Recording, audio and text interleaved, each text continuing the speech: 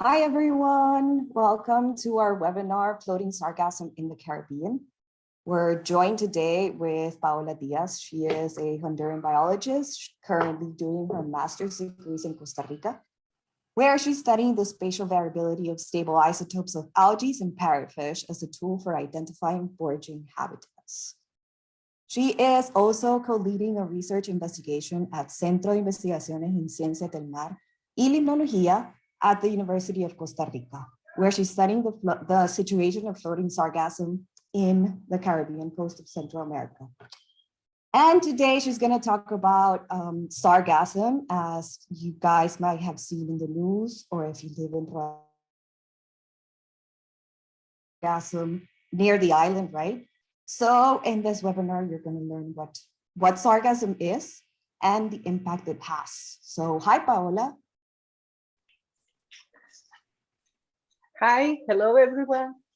Can you hear me? And can you Yes, we can hear you. Yes. Can you hear me? Yes, I'm going to share my screen. Okay. Perfect. All right. Okay. Let's start. Hello everyone. As Sarah told you, I'm Paola Diaz. I'm from Honduras, but now I'm living in Costa Rica, and I'm a part of this project that is related with the floating sargassum that is arriving in Central America. I imagine that most of you know or seen this algae on the sea. So let's talk more about this algae and the importance that this algae has. So Sargasso. Sargasso is a brown macroalgae that belongs to the order of Fucales, to the kingdom Chromista. There are two important groups of this algae: the benthonic sargasso, that is the sargasso that we saw when we are diving, we are doing snorkeling, and is attached to a substrate. But there's a lot of group that is the pelagic, most known as a floating sargasso. The floating sargasso complete all day life cycle drifting on the sea.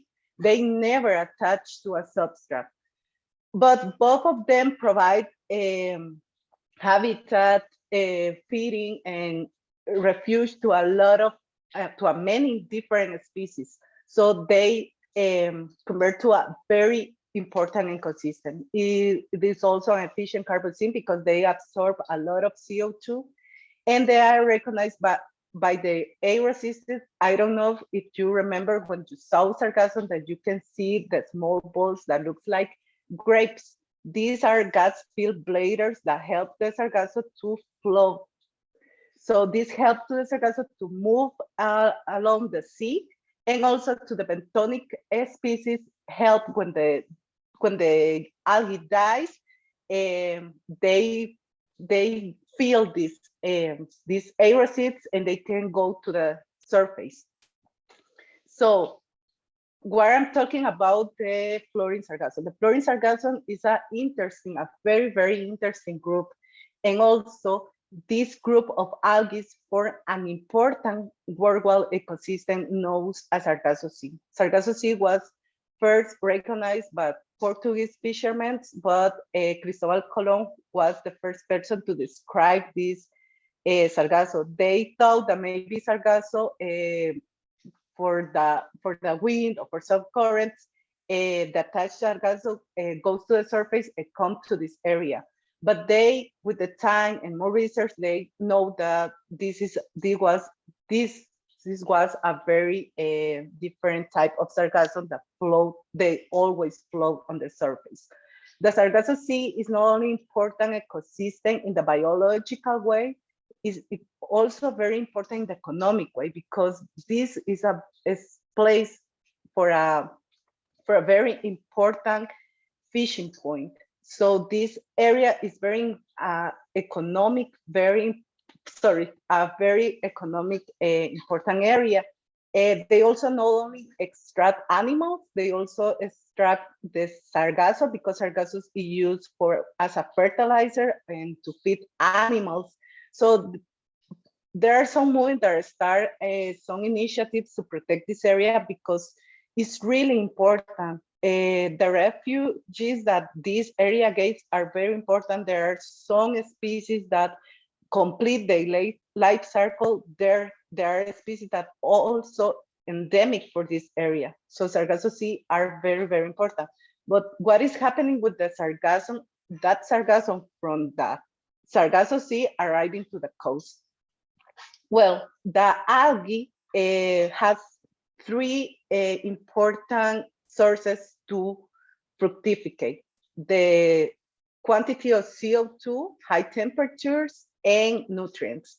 These three helps to the algae to fructificate and reproduce. And as we know, in the last decades, these three components are present in our ocean in high quantities. So that is one of the very big hypothesis what sargassum is arriving here in that quantity. Also, the changes of the currents related with climate change brings the alga and change the root of the alga and bring it here. So as we saw, there's a huge problem that Sargasso is telling us, because in past years, Sargasso came to our coast, but knowing that quantity.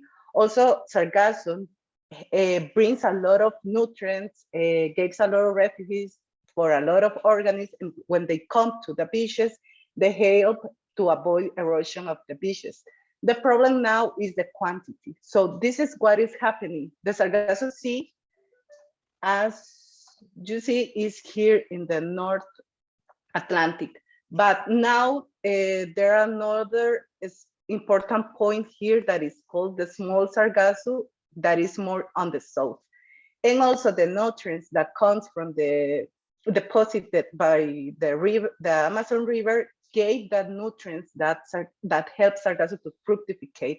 So all this quantity from the Sargasso Sea and this small Sargasso Sea here in the south come to all of the coast. And we don't have, I think that it's important not only say that the nutrients for the Amazon River. As you know, there's a lot of deposition of nutrients along our coast. So they're not only the problem. As we know, we all depositate all the nutrients in all along the coast. So what is happening with a huge quantity of Sargasso arrives and start their composition on the beach? There are a lot of ecosystem services that are affected, the provision ones, fisheries, and tourism. As you saw in this photo, it's amazing the quantity of sargassum that comes here. And there's a lot of mortality of fauna. So that affects the fisheries. Also, when the fishers wants to go and work and do the work day, they're affected for this algae because they can't go on their boat because there's a lot of algae and they can go, or they have to give more effort to complete the day. Also for that days, there were 60% losses in tourism because a lot of tourism doesn't want to swim on that beaches. The services of regulation of environment and health, there are some studies that reveal that the heavy metal content of Sargasso. Sargasso has the capacity to absorb a lot of quantity. That means that Sargasso is cleaning our oceans. But the problem is when Sargasso arrives to our coast and start the process of this composition. So we can saw here, as in this image, that mortality of fauna related to this. So the Sargasso starts the composition, and also the Sargasso that is alive cover all the surface, and that avoid the penetration of the lights. So as we know, of the coastal ecosystem needs light to survive and to continue their dynamic, right? And there's a lot of different elements related with the decomposition that that provoke the death of a lot of organisms. So for the culture, scenic beauty, we have to think about the communities. For the communities, there's a lot of affectance for the tourism, as I told you, because the people don't want to be there. Also, the people from the communities don't want to be there because of the sensation on the skin of the sargassum. Also, in the support, as we know, the marine dynamics gave all the support of a lot of animals and a lot of organisms. For example, the seagrass. The seagrass are an ecosystem very important for nurturing, for provide food to a lot of organisms. And what is happening here, when the sargassum start to die, they sink into the seabed and start that process of decomposition. And at the end can kill all this ecosystem for that reason. And also a lot of sargassum on this area start a lot of absorption of oxygen. So that levels of oxygen start to drop. And that's what it causes a lot of mortality of fishes. Also, Gabio, an investigator, start to saw how sargassum were affecting the sea turtles. In the process, when a sea turtle goes to spawning, the sea turtle can enter to the beach and do the process. But when they were in sargassum, the turtle can spawning, but then when the egg born, the small sea turtle, has to return to the sea. And there were a lot of baby sea turtle that were dead in all this net of sargassum. So as you saw, there's the affection of this phenomena is not only economic and social, it's also for our ecosystem and for our environment. So there's a lot of associated fauna, not only turtles and fishes, there are also crustaceans, echinoderms, mollusks, and polychaetes that are affected for these mortalities and for these phenomena. So in general,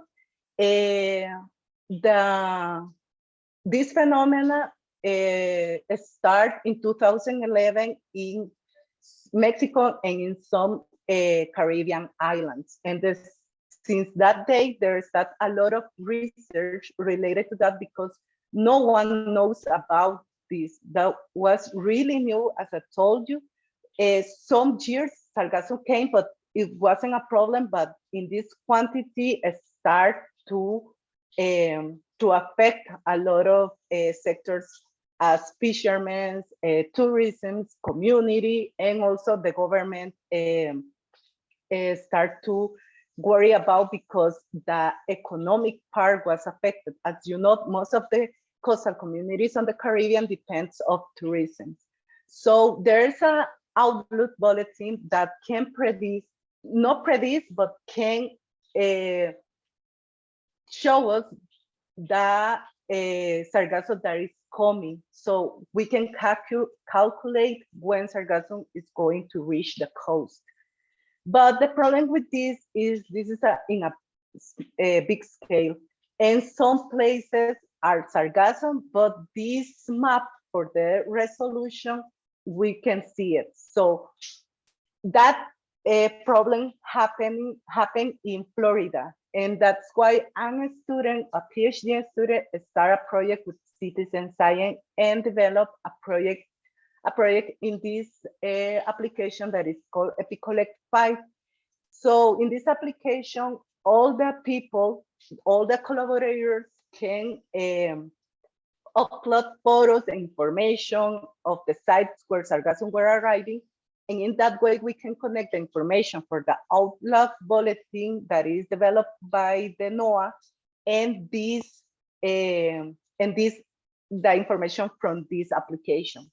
So these places that we don't saw Sargassum on the map. Now all the people know that in reality Sargassum is arriving. And that's the problem with Central America. We saw the massive arrival of Sargassum is most common to in the North Caribbean, right? Like Mexico and all the places that I told you. And that's why there have some research and also management proposal that people start collecting the Sargassum. They sometimes make some mistakes, but that now they understand how to do it in a right way and not affecting the marine organisms.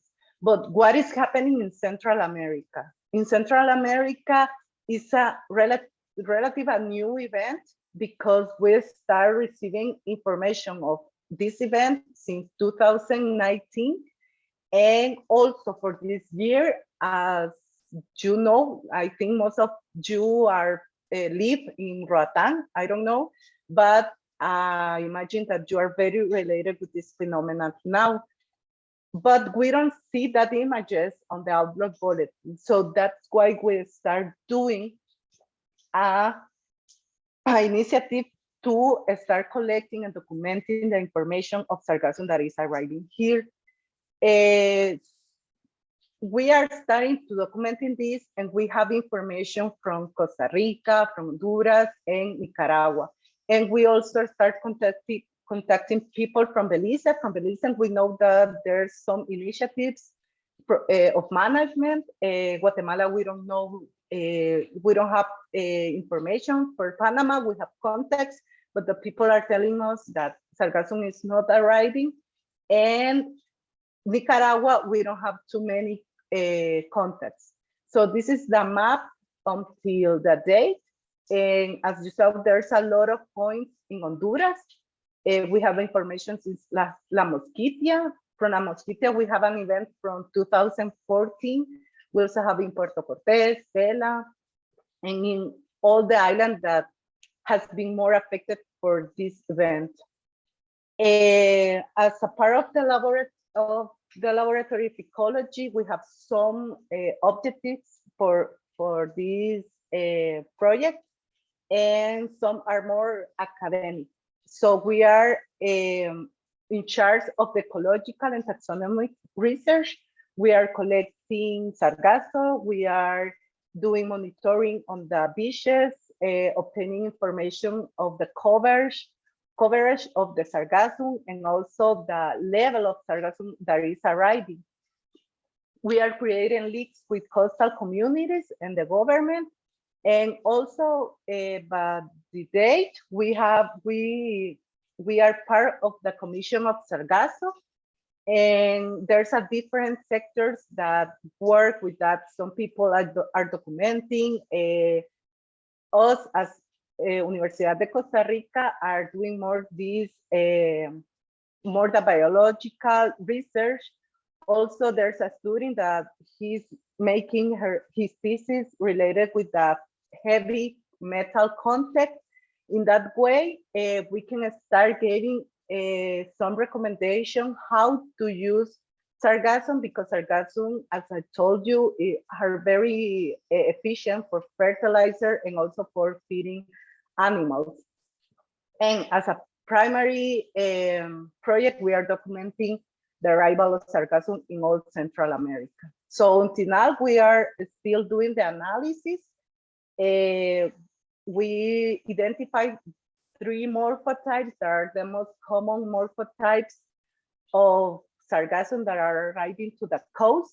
And we are creating links with communities. There are also in this commission, there are people from the Association of Fisheries. There's a lot of fishermen that are sending us photos for this, and we are documenting that information.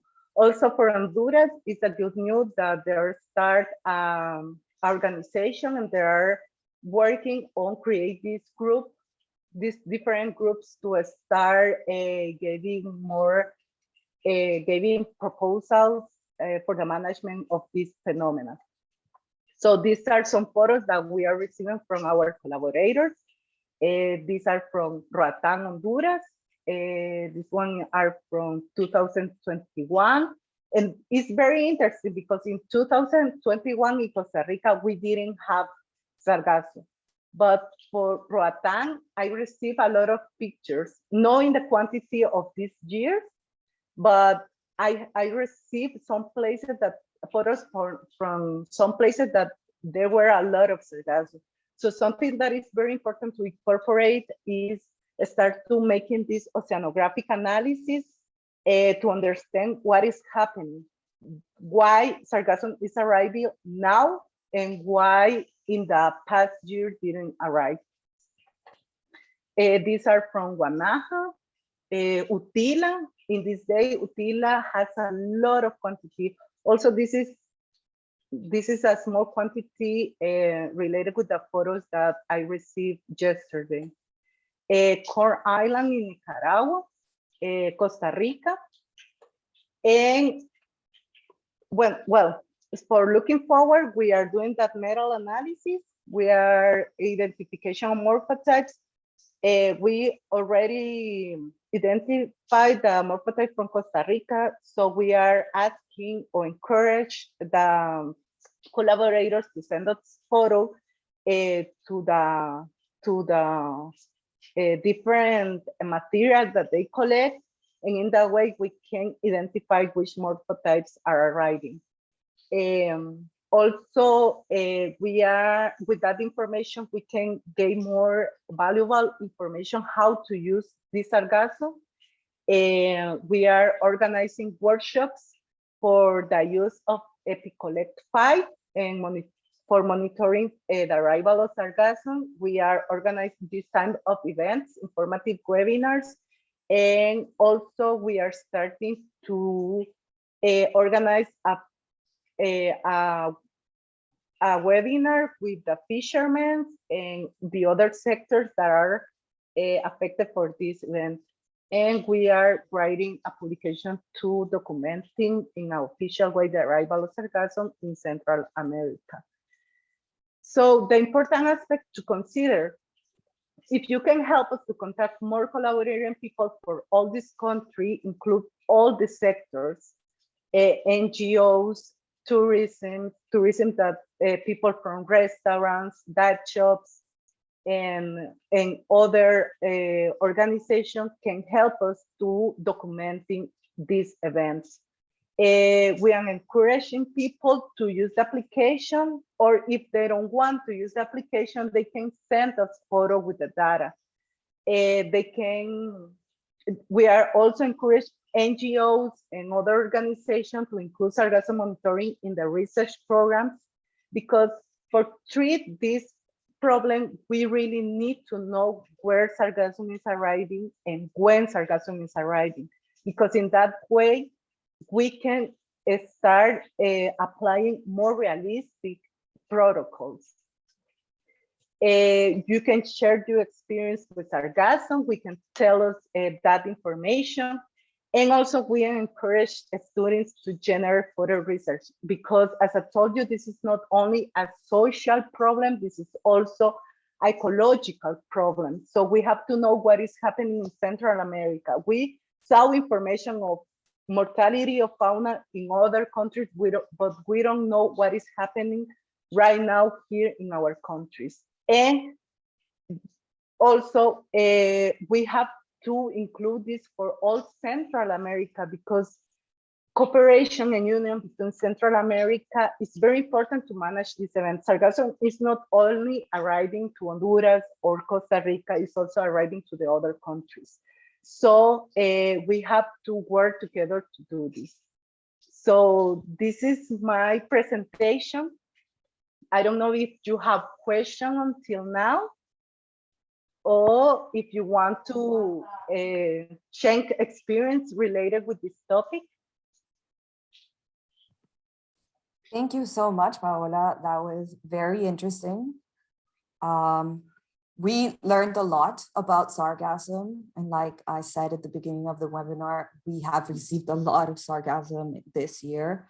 You showed all the photos. We do have a couple of questions, so I'm going to start reading them. Okay. So a person said that you mentioned sargassum is harvested for fertilizer. Is there a reason why sargassum washing up in the Caribbean is not being used as fertilizer?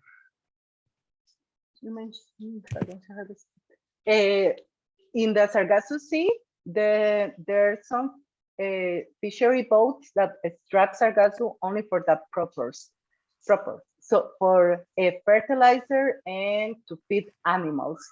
And that's why people in the coast start to use it as a fertilizer. But the thing is the topic of the heavy metals. We don't know if the content of heavy metals on this algae. So if the content is not so high, we can use it, but we have to not first the quantity, because if it's extremely highly quantities of heavy metals, and if we start fertilizing plants with that, it's going to be a problem, because all the heavy metals are going to return to the ocean and start to making a problem. So that is very urgent to do it. Very good. So as a follow-up question, so you said they could be fed to animals. Would you advise it? Do you have any knowledge if it can be fed to what type of animals, or if there are any other uses besides fertilizers to sargassum? In Mexico, they have a lot of uses. They start doing paper and doing shoes, and also they are doing bricks for houses. That is a really beautiful project, because they start to building some houses for people that need it, and they use sargassum for this purpose. The problem is we don't know when sargassum is arriving. So if sargassum not arrives, the people are not going to have that material to continue these projects, right? So I think the usage, it has to be depending of the country, because in some people are, in some countries, sorry, are more organized to do all this crafting, and in some countries, no. So maybe we have to start studying that, and to give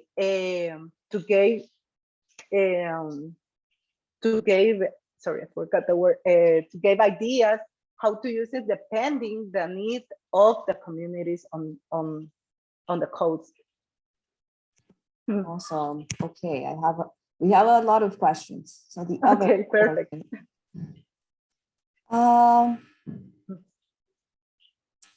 Okay, I think you just answered this one. It says which organisms can be fed with sargassum, but you said it depends, right? Because we don't know that much about the heavy metals. But I assume they would be terrestrial organisms, right? Like cow, yes. or would it be cows, or like cows? It's most livestock? common for cows. Yeah. Okay. Yes. Also, there are. Sorry, sorry. No, that's okay. They're also working on biofuels with sargassum too. So there's a huge list of uses. Okay. One person also asked if the hydrogen sulfide gas given off by the sargassum is going to be considered harmful for the animals. But I guess it also goes back to yes, but we need more studies about heavy metals, right? Yes. Also, I can give an example of that. There was a case in some French islands, in Guadalupe, I think, that there were a lot of cases of human intoxication, because there were a lot of sargassum liberates a lot of this acid, and people have to go to the hospital. So it can incur in health problems too.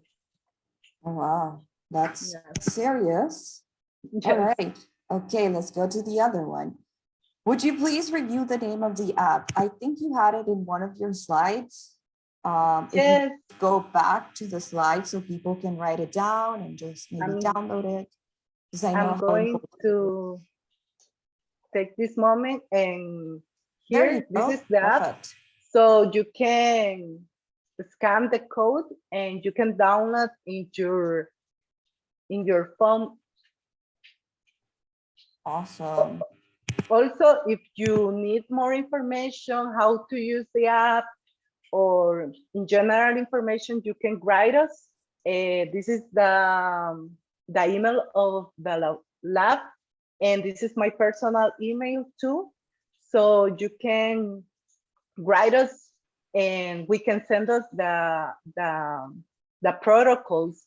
Also, we are going to start publishing some flyers related to the use of this application, and we are going to start organizing workshops to explain how to use it. So I hope we can be in touch with you and with Roatán Marine Park, and they can help us to promote these workshops. I'm going to return here, and you can scan the. Perfect. All right. Somebody else asked, is sargassum increasing because CO2 is increasing in the atmosphere?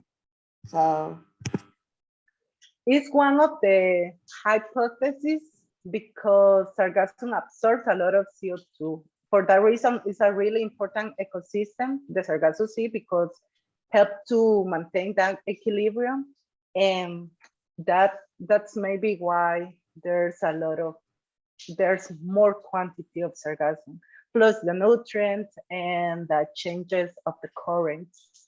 yeah, there's like a gray box, sorry, in your, I don't know if you can close it in your presentation. There's like a gray box covering the, sorry.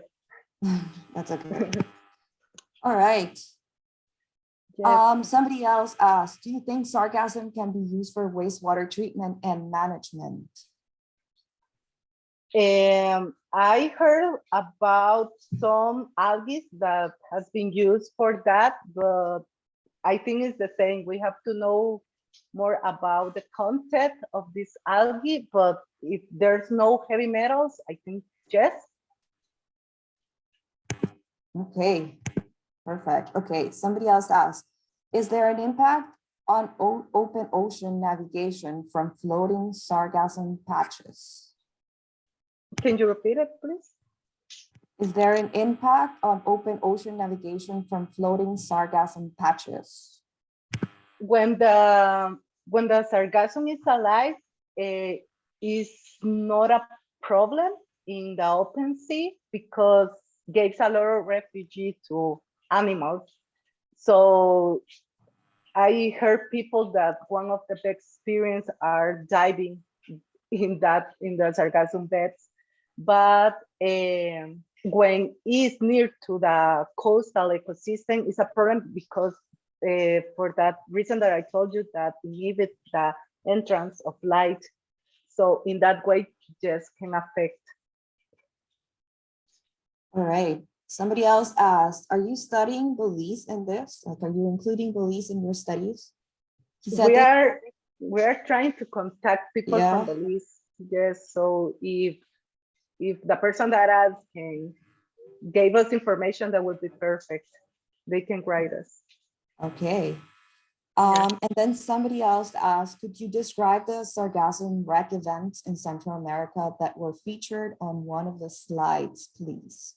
So I think they want you to go back to one of your slides where you were talking about the wreck events. Which one? About, I think it was a little bit back there. The other one.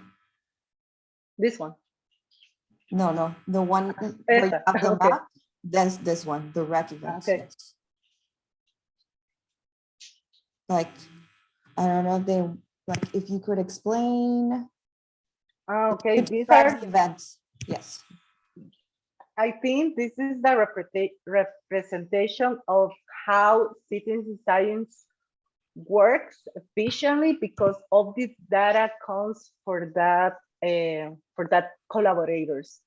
So all this information are from them, and we have, as I told you, data since 2014, and from these 3 countries. So if someone knows information from Belize, Guatemala, more for Nicaragua, can contact us, and they can be part of this project too.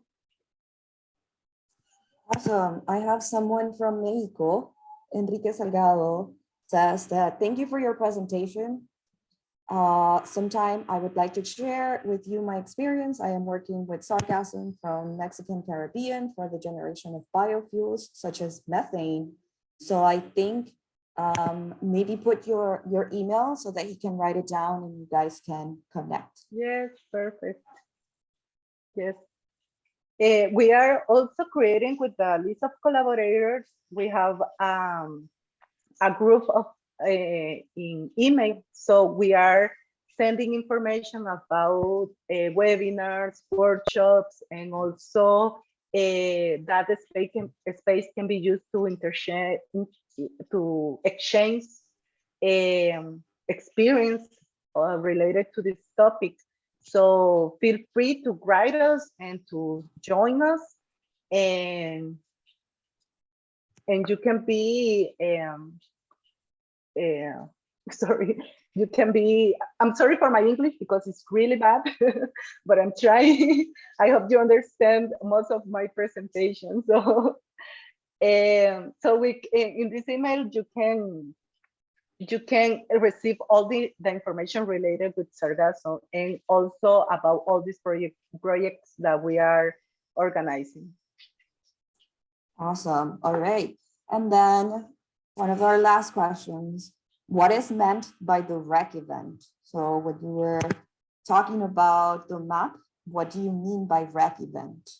REC event is when the quantity of sargassum, a huge quantity of sargassum arrives the coast and are in the sand, that all the accumulation of sargassum are called like REC. Oh, interesting. So like when the sargassum is already very dark and in decomposition. Yes, and that is completely a lot of different dynamics, because there are some people also that are studying the dynamic of fauna when the decomposition of sargassum arrives and sorry. So are really interesting because there's a lot of fauna associated to them, right? Mm-hmm. All right, let me see if we have other questions. They say, thank you for your presentation. Your English was good. Thank you. Let me see if we have other questions, because we were also streaming live on Facebook. No questions on the Facebook. All right. Okay, let me see in the chat. No. All right. Do you want to talk about your podcast? Yes, I'm going to take this moment. I'm a part of this project that is the Sargassum Podcast. And if you want to be more in touch with this topic, you can find us in all these platforms. You can hear us in Spotify. And if you think that maybe someone can help us and we can interview someone that work with this topic, that will be amazing. The idea is to start doing more interviews in Central America, because most of the episodes that we have are more for the Caribbean islands, Mexico, Florida. So we are starting to interview people from Central America. And please follow us, and you can hear us too. Awesome. Thank you so much, Paola. Just to wrap it up, I just want to say that in Honduras, because you are Honduran, we have started our talks, right?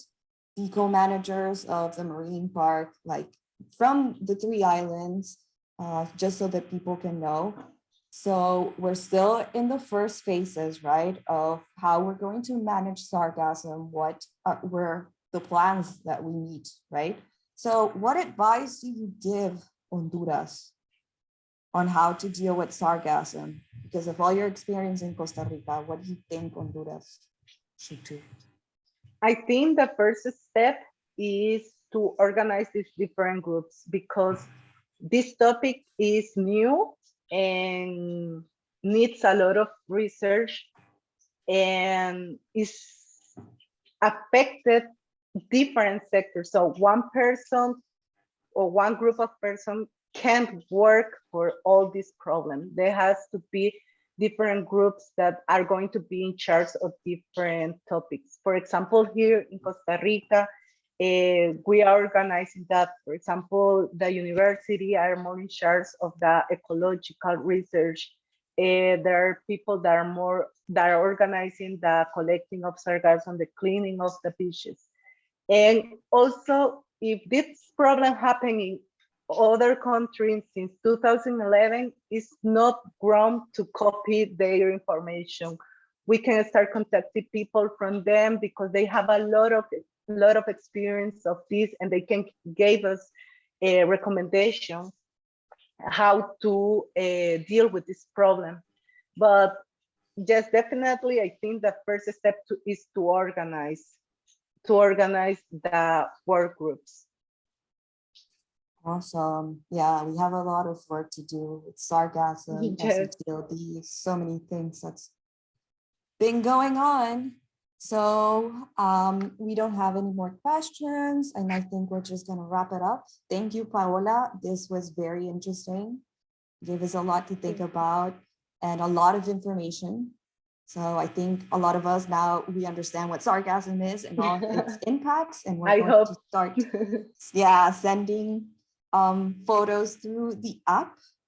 So thank you so much. Thank you everyone that joined, and follow us, the Rotan Marine Park, in our social media so you can check when we have other webinars.